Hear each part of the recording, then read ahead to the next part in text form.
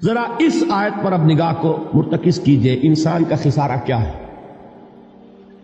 دیکھیے، سب سے پہلے میں آپ کی توجہ دلاؤں گا، ذرا آنکھیں کھول کر قلب حساس کے ساتھ نوع انسانی کا مشاہدہ کیجئے، کیسے کیسے دکھ، کتنی تکلیفیں، کتنی محنت، کتنی مشقت ہے جو ہر انسان کا مقدر۔ قرآن مجید میں ایک مکمل سورت ہے، سورت البلد، اس میں اللہ تعالیٰ نے متعدد قسمیں کھا کر ایک بات کہی، لا اقسم بہذا البلد وانت حل بہذا البلد ووالد وما ولد لقد خلقنا الانسان فی کبد۔ ہم نے انسان کو مشقت ہی میں پیدا کیا، یہ مشقت ہر انسان کا مقدر ہے۔ لوگ گھروں کو چھوڑ کر آئے ہوئے ہیں، کہاں کہاں انسان جاتا ہے، یہ اس دنیا میں محنت اور مشقت۔ ہاں، ایک مغالطہ ہو جاتا ہے کہ شاید یہ محلوں میں رہنے والے جو ہیں انہیں کوئی مشقت نہیں، انہیں کوئی دکھ نہیں، حالانکہ حقیقت یہ نہیں ہے۔ جو جتنا امیر ہے آپ دیکھیں گے اس کی جسمانی مشقت کم ہے، ذہنی کوفت زیادہ ہے۔ ٹرینکولائزرز کی انہیں ضرورت پڑتی ہے، انہیں سیڈیٹیوز چاہیے، خواب آور دوائیں مزدور کو نہیں کبھی ضرورت پڑے گی۔ وہ 8 گھنٹے کی محنت کرنے کے بعد احساس ہوتا ہے کہ وہ صبح ہی کی خبر لے گا۔ اور یہ وہ لوگ ہیں کہ جن کو ہپنوٹکس، خواب آور دوائیاں، سیڈیٹیوز، مسکن ادویات، یہ سارا لیبلیم اور یہ ویلیم اور یہ فلاں اور یہ فلاں، یہ کہاں جاتے ہیں؟ ذہنی سکون اور اطمینان انسان کو حاصل نہیں۔ کسی کی جسمانی مشقت ہے، کسی کی ذہنی مشقت۔ میں آپ کو یاد دلانا چاہتا ہوں مہاتما گوتم بدھ کا معاملہ۔ 30 برس کی عمر میں کپل وستو کا شہزادہ محل کو چھوڑ کر نکل گیا، جوان بیوی کو سوتا ہوا چھوڑ کر گیا، شیر خوار بچے کو چھوڑ کر گیا۔ راجدھانی میں رہنے والا محل کا باسی، جسے یہ معلوم ہے کہ باپ کے بعد مجھے یہ سلطنت ملنے والی ہے، کیوں گیا؟ کبھی کبھی آپ نے سوچا؟ اس نے انسان کے غم اور دکھ کا مشاہدہ کیا۔ اس نے دیکھا کوئی اندھا ہے، ٹھوکر کھا کر گر رہا، کوئی والدین کھڑے ہوئے رو رہے ہیں اور ان کی نگاہوں کے سامنے ان کا نہایت محبوب بچہ دم توڑ رہا اور وہ کچھ نہیں کر سکتا۔ اس نے سوچا یہ صدمہ کیوں ہے انسان کا، یہ دکھ اس کا مقدر کیوں ہے؟ اس صدمے سے، اس دکھ سے نجات پانے کی بھی کوئی شکل ہے کہ نہیں؟ انسانوں کی ایک عظیم اکثریت، شاہ ولی اللہ دہلوی رحمۃ اللہ علیہ کے الفاظ ہیں کہ وہ لدو اونٹ اور کولو کا بیل بن کر زندگی بسر کرتی ہے۔ جو 8 گھنٹے تک اینٹیں ڈھو رہا ہو، اس شخص کا تصور کیجیے آپ، وہ واقعی انسان ہے یا حیوان بن گیا ہے؟ اور 8 گھنٹے کی اس محنت کے بعد بھی ہو سکتا ہے کہ 2 وقت کی روٹی اسے پوری نہ ملے۔ اور یہ تو ہو سکتا ہے، نہیں ہوتا ہے، کہ اگر بچہ بیمار پڑ گیا ہے تو شاید کوئی برتن بیچے بغیر اس کی دوا کا سامان نہ کر سکے۔ ایسا شخص کتنے بوجھوں تلا دبا ہوا ہے، کتنی مشقت کے اندر پسا ہوا ہے۔ لدو اونٹ اور کولو کا بیل، انسانوں کی عظیم اکثریت کی سطح پر زندگی بسر کرتی ہے۔ لیکن آپ کو معلوم ہے کہ کولو کے بیل کے لیے مشقت ہی مشقت ہے، اس کے احساسات یہ نہیں ہیں جو کہ ان سے انسان کو جو صدمہ پہنچتا ہے۔ ایک بیل کو اس سے کوئی غرض نہیں کہ اس کا کوئی بچہ بھی تھا کہ نہیں تھا، اس کو کوئی بخار ہوا ہے یا کیا ہوا ہے، اس صدمے سے وہ بیل بچا ہوا ہے۔ گھوڑے کو کوئی پتہ نہیں کہ میرا بھی کوئی اولاد میری ہے یا نہیں ہے، اور مجھے اس کا کوئی صدمہ ہے یا دکھ ہے، کوئی پتہ نہیں۔ لیکن انسان کا معاملہ یہ ہے کہ والدین کو جو جو دکھ دیکھنے پڑتے ہیں اپنے بچوں کے لیے، اپنی اولاد کے لیے۔ رات کی نیند ہے حرام ہے اس لیے کہ بچہ بخار میں تپ رہا ہے یا درد سے تڑپ رہا ہے، لہذا نہ ماں سو سکتی ہے نہ باپ سو سکتا۔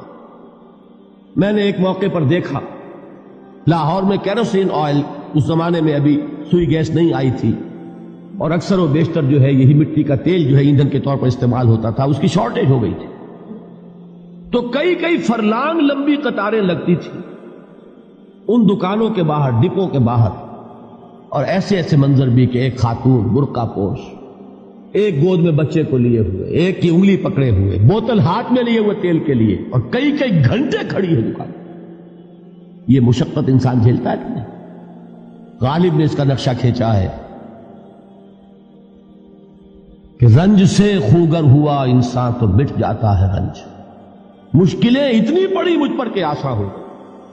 ہم بھول جاتے ہیں، ورنہ واقعہ یہ کہ قلب حساس ہو اگر، اور قید حیات و بند غم اصل میں دونوں ایک ہیں. موت سے پہلے آدمی غم سے نجات پائے کیوں؟ اچھا یہ تو ہوا لقد خلقنا الانسان فی کبد. حیوانات کا معاملہ ایک اور اعتبار سے آسان ہے. ان سے کوئی محاسبہ بھی ہے کیا؟ کوئی جواب دہی بھی ہے؟ کوئی ان کو اللہ کے حضور میں کھڑے ہو کر اپنے اعمال کا حساب بھی دینا؟ نہیں. انسان کی یہ ٹریجڈی ہے، یہ المیہ ہے انسان کا. اس کو بھی قرآن مجید کی ایک سورت میں قسمیں کھا کر اذا السماء انشقت، اس کے بعد کیا فرمایا؟ یا ایھا الانسان انک کادح الی ربک کدحا فملاقیہ. اے انسان، تیرا المیہ، تیری ٹریجڈی اس سے کہیں بڑھ کر ہے. تجھے صدمے پر صدمے جھیلتے ہوئے، مشقت پر مشقت برداشت کرتے ہوئے ایک روز اپنے رب کے حضور میں بھی کھڑا ہوگا، جواب دہی بھی کرنی. اس دن کے حساب سے، اس دن کے احساس سے جو بڑے بڑے ہماری امت کے عظیم جو گلے سرسبد ہیں، ان کا یہ حال آپ نے پڑھا ہوگا. حضرت ابوبکر صدیق رضی اللہ تعالی عنہ وہ ایک عجیب کیف کے عالم میں فرمایا کرتے تھے، کاش میں درختوں پر چہچہاتی ہوئی چڑیا ہوتا جس سے حساب کتاب نہیں ہوگا. کاش کہ میں گھاس کا تنکا ہوتا جو آج ہے اور کل آگ میں جلا دیا جاتا، ختم ہو جاتا، اس سے محاسبہ کوئی نہیں. وہ جس کے احساس سے کہ حضرت عمر جو ہے اپنے انتقال کے وقت سخت بے چین تھے. ان کے بیٹے حضرت عبداللہ ابن عمر رضی اللہ تعالی عنہما نے ان کا سر جو ہے وہ اپنے زانوں پر رکھ لیا تو کہا نیچے ڈال دو. ایک عجیب بے کلی اور بے چینی. انہوں نے کہا ابا جان آپ کیوں پریشان ہیں؟ آپ تو عشرہ مبشرہ میں سے، آپ کو تو اللہ تعالیٰ نے جنت کی بشارت حضور کے ذریعے سے اس دنیا میں دی. حضرت عمر فرماتے ہیں کہ خدا کی قسم اگر قیامت کے دن عمر برابر سرابر پر چھوٹ گیا تو بہت بڑی کامیابی تصور. یہ احساس جن کو ہوتا ہے. حضرت علی کا حال کیا ہوتا ہے؟ ابھی جو آپ نے حافظ صاحب سے سنا، یہ حضرت علی کا معاملہ ہے کہ ایک تیر پیوست ہو گیا تھا، کسی طرح نکل نہیں رہا تھا. حضرت علی نے فرمایا کہ اچھا چھوڑو مجھے، میں نماز کی نیت باندھتا ہوں. نماز کی نیت پڑھتے تھے تو لرزتے تھے، کانپتے تھے. کس کے سامنے کھڑا ہوں اور کس کے سامنے مجھے ایک دن جواب دہی کے لیے کھڑا ہونا ہوگا. لن تزولا قدم ابن آدم، حضور نے خبر دی ہے ابن آدم کے قدم ہل نہیں سکیں گے. جیسے مجرم کھڑا ہوتا ہے کٹہرے کے اندر، اس کٹہرے میں سے ہل نہیں سکو گے حتی یسأل عن خمس، جب تک کہ 5 چیزوں کا حساب نہ لے لیا جائے. وہ 5 چیزیں کیا ہے؟ کان کھول کر سنیے. عن عمرہ فیما افناہ، عمر کا حساب دو. یہ 80 برس اور 70 برس ہم نے تمہیں دنیا میں دیے، کہاں ضائع کیے؟ وعن شبابہ فیما ابلاہ، اور خاص طور پر جوانی کا دور، امنگوں کے دن، ولولے ہوتے ہیں، قوت ہوتی ہے، توانائی ہوتی ہے، آدمی چلتے ہوئے زمین پر پاؤں مارتا ہے، قوت جو ہے وہ اپنا اظہار چاہتی ہے. یہ جوانی کہاں گلائی؟ حساب لو، ایک ایک لمحے کا حساب دو. وہاں مالہ من این اکتسبہ وفیما انفقہ، ایک ایک پائی کا حساب دو. مال کا کہاں سے کمایا تھا، حلال سے کہ حرام سے، اور کہاں خرچ کیا تھا، گل چھروں میں، عیاشیوں میں، یا نیکی کے کاموں میں، ادائے حقوق اللہ کے دین کے لیے. 4 سوال ہو گئے. 2 زندگی کے بارے میں، ایک زندگی پوری بحیثیت مجموعی کہاں کس کام میں لگائی، اور خاص طور پر شباب کا دور کہاں لگایا. 2 سوال مال کے بارے میں، کمایا کہاں سے، حلال سے کہ حرام سے، جائز سے کہ ناجائز سے، خرچ کہاں کیا. اور آخری سوال وعما عمل فیما علم، جو علم حاصل کیا تھا اس میں عمل کتنا کیا. علم کے انبار لگاتے چلے گئے اور عمل کے آغاز کی بھی نوبت نہ آئی. یہ علم جو ہے یہ اس روز سب سے بڑا وبال بن جائے گا.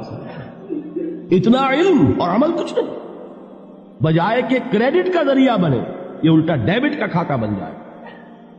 یہ جواب دہی کا احساس ہے کہ جس کی وجہ سے انسان کی ٹریجڈی جو ہے وہ دوہری ہے. کوئی حیوان اتنے بوجھ تلے نہیں. مشقت کی، محنت کی، اس زندگی میں ختم ہوئے، اس کے بعد کوئی محاسبہ نہیں. اس کو بھی غالب نے خوب کہا ہے کہ اب تو گھبرا کے یہ کہتے ہیں کہ مر جائیں گے، اور مر کے بھی چین نہ پایا تو کدھر جائے. یہ ہے وہ ہیومن ٹریجڈی